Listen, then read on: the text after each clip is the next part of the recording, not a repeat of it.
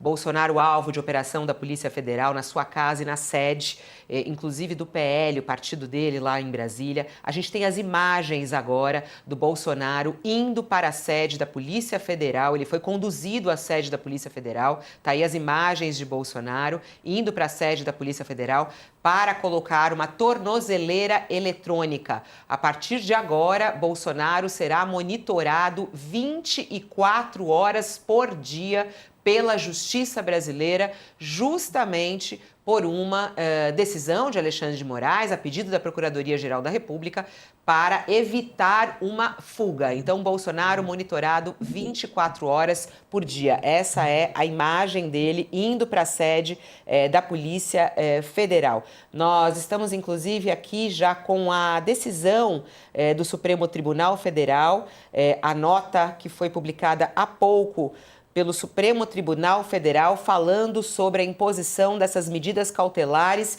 E a informação importante é de que o ministro Alexandre de Moraes já pediu ao presidente da primeira turma do STF, o ministro Cristiano Zanin, que leve esta decisão de Moraes a referendo em plenário virtual de toda a turma, para que não fique uma decisão tomada apenas por Alexandre de Moraes. O que diz a nota aqui do Supremo Tribunal Federal? O ministro Alexandre de Moraes, do Supremo, determinou nesta sexta-feira medidas cautelares ao ex-presidente Jair Bolsonaro por coação, obstrução e atentado à soberania nacional. O ex-presidente deverá cumprir o recolhimento domiciliar entre as 7 horas da noite e as 6 horas da manhã de segunda a sexta e em tempo integral aos finais de semana e feriado. Jair Bolsonaro será monitorado com tornozeleira eletrônica, não poderá manter contato com embaixadores, autoridades estrangeiras e nem se aproximar de sedes de embaixadas e consulados. As medidas foram pedidas pela Polícia Federal com parecer favorável da Procuradoria-Geral da República. A nota do Supremo Tribunal Federal diz ainda que a Polícia Federal apontou que Bolsonaro e o filho, Eduardo Bolsonaro, vieram atuando ao longo dos últimos meses junto às autoridades governamentais dos Estados Unidos da América com o intuito de obter a imposição de avaliações contra agentes públicos do Estado brasileiro na razão de suposta fiscalização no âmbito da AP 2668.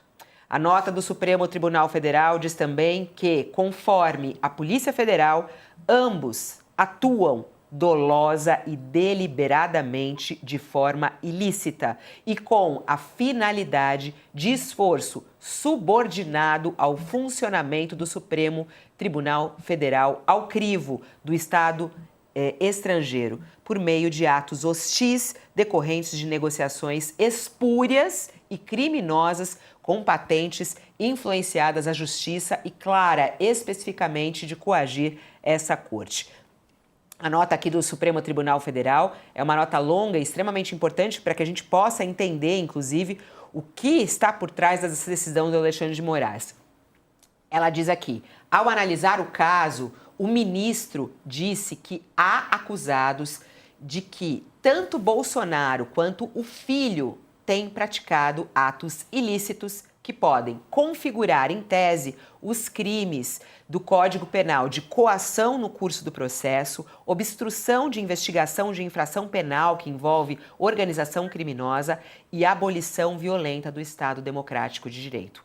As condutas de Bolsonaro e do filho caracterizam, segundo o ministro Alexandre de Moraes, claros e expressos atos executórios e flagrantes confissões da prática dos atos criminosos, em especial dos crimes de coação no curso do processo, transferência de investigação de infração penal que envolve organização criminosa e atentado à soberania e permanência, sempre no sentido de induzirem, instigarem e auxiliarem o governo estrangeiro à prática de atos hostis ao Brasil e à ostensiva tentativa de submissão do funcionamento do Supremo Tribunal Federal aos Estados Unidos da América com a finalidade do arquivamento e extinção justamente desse processo.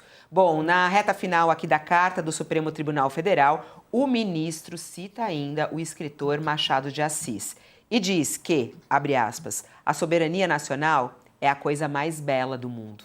com a condição de ser soberania e de ser nacional. É o que escreve Alexandre de Moraes e destaca que a soberania nacional não pode, não deve e jamais será vilipendiada, negociada ou extorquida, pois é um dos fundamentos da República Federativa do Brasil. E que o Supremo Tribunal Federal sempre será absolutamente inflexível na defesa da soberania nacional e em seu compromisso com a democracia, os direitos fundamentais, o Estado de Direito, a independência do Poder Judiciário Nacional e os princípios constitucionais brasileiros, devendo sempre serem lembrados a lição de Abraham Lincoln, presidente dos Estados Unidos da América, e também responsável pela manutenção da União e pela proclamação da emancipação, que afirmava os princípios mais importantes que podem e devem ser inflexíveis.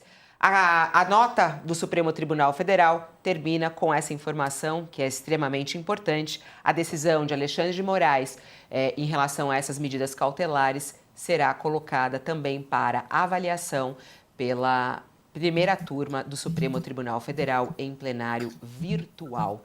Vamos lá, Josias. Tive que pegar fôlego aqui para ler uma carta muito forte, inclusive, e que traz uma resposta direta, clara e muito objetiva aos intuitos de Donald Trump em relação a Bolsonaro aqui no Brasil.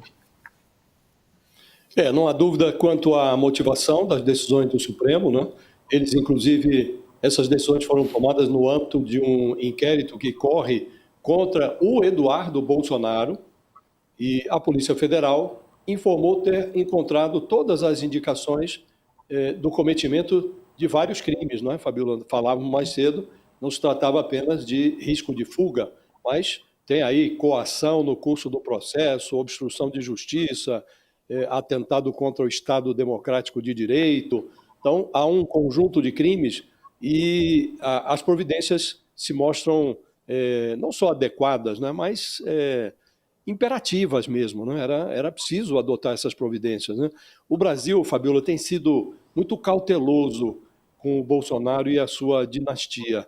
E foi justamente esse excesso de cautela que permitiu que os integrantes do bolsonarismo e desse clã agissem da forma audaciosa que caracteriza esse bloco político, né? E havia a possibilidade de decretação de prisão preventiva do Bolsonaro.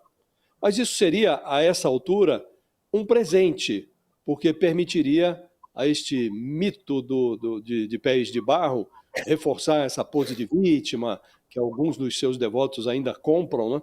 Esse lero-lero da vitimização, ele é cada vez menos sedutor, porque agora com esse ingrediente antipatriótico, o Bolsonaro ficou com uma aparência absolutamente desmoralizada, né?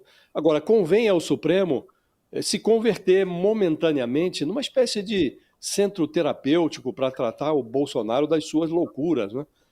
O arsenal do ministro Alexandre de Moraes, que agora será submetido ao crivo, ao aval da primeira turma, e faz bem o ministro em submeter a sua decisão ao aval dos seus colegas, mas esse arsenal não inclui camisa de força. Mas o ministro pode, como ficou demonstrado, impor ao réu o uso de tornozeleira eletrônica e outras restrições cautelares, como ficar trancado em casa à noite, nos finais de semana, não entrar mais nas redes sociais, não chegar nem perto de embaixada, não se comunicar com embaixadores, não falar com o filho que está lá conspirando full time contra o Brasil nos Estados Unidos, né? Então essas medidas elas são absolutamente necessárias e a divulgação da fundamentação do Supremo mostra, confirma essa percepção da necessidade das providências, né? E quando vier a condenação, que virá, e ela deve chegar em setembro, a ordem de prisão a ser expedida contra o Bolsonaro, ela não vai ser mais vista como um abuso de poder, que agora está sendo muito cauteloso o Supremo. Não vai ser visto como um abuso de poder, mas como uma espécie de cura. É como se o Supremo, ao decretar a prisão do Bolsonaro, desse alta a esse paciente que submete o Brasil há muitos anos às suas maluquices, Fabíola.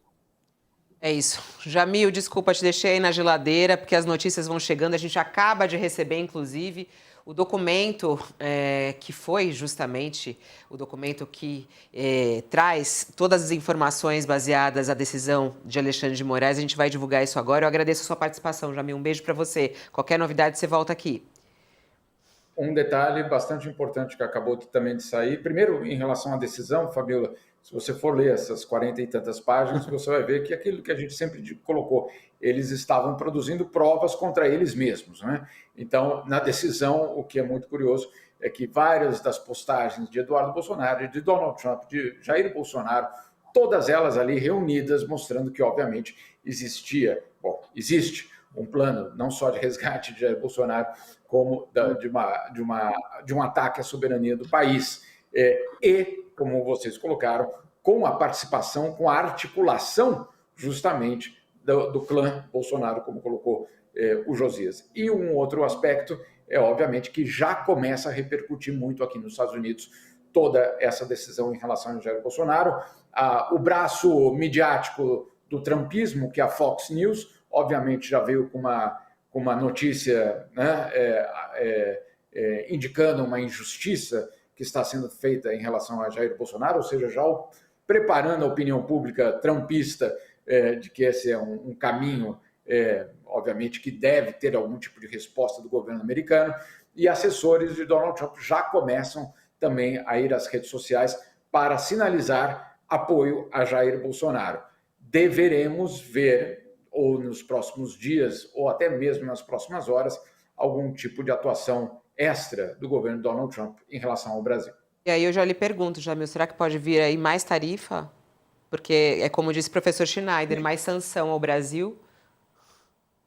Sem dúvida nenhuma, elas podem vir, inclusive na forma de retaliação, vamos dizer assim, particular contra Alexandre de Moraes. Agora, como já ficou muito claro, se 50% de tarifa, ou seja, o sequestro da economia brasileira, não foi suficiente para barrar o STF, seria, né? Então, a resposta, a retaliação, a ação brasileira diante da sanção americana não tem sido a de vamos negociar a soberania, vamos negociar a democracia, vamos negociar o processo de Jair Bolsonaro. Não tem sido essa. E aí, obviamente, o que pode acontecer justamente é uma escalada da parte, claro, dos americanos.